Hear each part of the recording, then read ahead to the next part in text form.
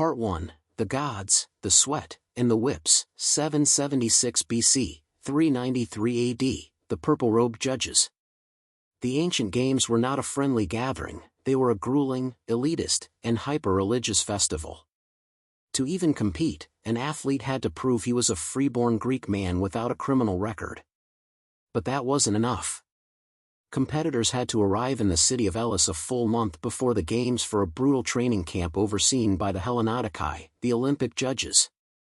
These judges wore royal purple robes and carried heavy wooden whips. If you false started in a race, you were publicly whipped. If you tried to bribe an opponent, you were heavily fined, and the money was used to build bronze statues of Zeus called Zanes. These statues lined the tunnel entering the stadium, serving as a walk of shame with the cheaters' names carved into the bases for eternity. Legends of the dust. The athletes of antiquity were revered as demigods. The most famous was Milo of Croton, a wrestler who won 6 consecutive Olympics, a 24-year reign. Legend says he built his immense strength by lifting a newborn calf every day until it grew into a full-sized bull, which he then carried into the Olympic Stadium, slaughtered, and ate entirely by himself. Women were strictly forbidden from even watching the men's games, on pain of being thrown off Mount Typeum. However, they had their own separate festival, the Heraean Games, dedicated to the goddess Hera. Young women competed in foot races with their hair flowing freely and their tunics cut to expose their right shoulder and breast, a symbol of their martial and athletic prowess. Furthermore, a woman could win an Olympic medal if she owned the horses in the chariot race. In 396 BC, Cynisca, a Spartan princess, became the first female Olympic champion when her chariot team crossed the finish line first. The Roman decay. When the Romans conquered Greece, the games lost their sacred, localized magic. The Romans viewed Greek athletics as a bit soft and preferred the blood-soaked gladiatorial arenas.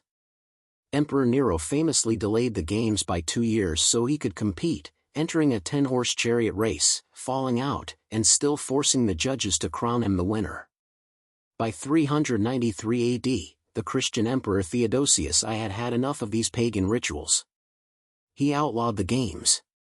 The colossal gold and ivory statue of Zeus was hauled off to Constantinople and eventually destroyed in a fire. The temples at Olympia were toppled by earthquakes and buried beneath meters of river silt. Part 2, The Ghost in the Machine, 1600s, 1894. The Olympics were dead, but the idea haunted Europe. Throughout the centuries, small towns tried to resurrect the magic. In the 1600s, an English lawyer started the Cotswold Olympic Games, featuring shin-kicking and sledgehammer throwing. But the true spark came in 1850 from an English country doctor named William Penny Brooks. He started the Much Wenlock Olympian Games to get working-class people out of the pubs and into shape. In 1890, an aristocratic French historian named Baron Pierre de Coubertin visited Brooks. Coubertin was mesmerized.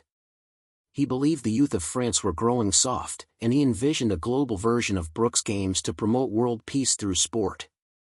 In 1894, Coubertin organized a congress at the Sorbonne in Paris, founding the International Olympic Committee, IOC.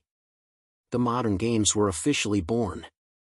Part 3, The Chaotic, Bizarre Early Years, 1896 to 1904, Athens 1896, A Glorious Scramble. The first modern games were held in Athens, financed largely by a wealthy Greek businessman who paid to reconstruct the ancient Panathenaic Stadium in pure white marble. It was a massive success, but deeply strange by today's standards. First-place winners received a silver medal and an olive branch. The highlight was the newly invented marathon. A humble Greek water carrier named Spiridon Lewis became a national hero by winning it. His secret? Halfway through the grueling, dusty 40-kilometer race, he stopped at a local inn, drank a glass of cognac, declared he would catch the leaders, and proceeded to win by a full 7 minutes. Paris 1900 and St. Louis 1904, the circus era. Coubertin wanted to bring the games to Paris, but they were swallowed by the 1900 World's Fair. They were a disorganized mess that stretched over 5 months. Swimming events were held in the muddy currents of the River Seine. It was the first and only time live pigeon shooting was an Olympic event, leaving the fields covered in blood and feathers. But nothing compares to the absolute madness of the 1904 St. Louis Marathon. Held on a 90-degree day on dusty dirt roads with only one water station, it was a disaster. The first man to cross the finish line, Fred Loers, actually rode in a car for 11 miles and only started running again when the car broke down. A Cuban postman named Andrén Carvajal ran in heavy street shoes, stopped to chat with spectators, ate some rotten apples from an orchard, took a nap due to stomach cramps, and still finished fourth. The actual winner, Thomas Hicks, was begging to quit. His trainers fed him a mixture of brandy, egg whites, and strychnine, rat poison, used as a stimulant. He hallucinated his way across the finish line and nearly died. Part 4, Standardization and the Shadows of War, 1908 to 1948, Finding the Format. By London 1908, the IOC got serious. They built proper stadiums and standardized rules. Have you ever wondered why a marathon is exactly 26 miles and 385 yards? Because in 1908, the British royal family wanted the race to start beneath the windows of the nursery at Windsor Castle and finish exactly in front of the royal box at the Olympic Stadium. That arbitrary distance became the global standard. The 1912 Stockholm Games introduced electronic timing, and the 1920s saw the birth of the Winter Olympics in Chamonix, France. In a bizarre twist of history, from 1912 to 1948, the Olympics actually awarded official medals for art. You could win an Olympic gold medal for town planning, architecture, sculpture, and poetry, provided the work was sports-themed. The Nazi Games, Berlin 1936. Adolf Hitler viewed the 1936 Games as a supreme opportunity to prove the dominance of his Aryan master race. The Nazis sanitized Berlin, removing anti-Semitic signs, and built a colossal 100,000-seat stadium. They also invented the modern Olympic torch relay, a spectacular piece of propaganda designed to visually link the ancient Greek Empire to the Third Reich. But the plan backfired on the track. Jesse Owens, a black American track star, dismantled the Nazi narrative by winning 4 gold medals. In a profound moment of sportsmanship, when Owens was struggling during the long jump qualifiers, a blue-eyed, blonde-haired German jumper named Luz Long gave Owens advice on where to place his takeoff mark. Owens qualified and eventually beat Long for the gold. Long was the first to congratulate him, embracing Owens in front of a furious Hitler. Long would later die fighting for Germany in World War II, but Owens stayed in touch with Long's family for the rest of his life. Part 5, The Cold War Crucible, 1952 to 1988. When the dust of World War II settled, the Olympics became a proxy war. The Soviet Union and the United States turned athletic tracks into geopolitical battlegrounds. Defiance and Tragedy. Melbourne 1956. Just weeks after Soviet tanks brutally crushed a democratic uprising in Hungary, the two nations met in the Olympic water polo pool. The match was violently aggressive, ending with a Soviet player punching Hungarian star Ervin Zador, splitting his eye open. The image of Zador bleeding profusely into the water became the defining symbol of the blood in the water match. Rome 1960, an unknown Ethiopian palace guard named Abebe Bikila arrived to run the marathon. His shoes gave him blisters, so he decided to run the grueling 26.2 miles completely barefoot over the cobblestones of Rome. He won gold, becoming the first black African to win an Olympic medal, symbolizing the continent's emergence from colonial rule. Mexico City 1968, 2 black American sprinters, Tommy Smith and John Carlos, stood on the podium for the 200-meter dash.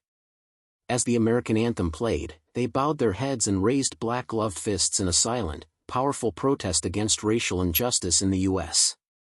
The IOC, furious at the political display, expelled them from the Games, but their courage cemented them in history.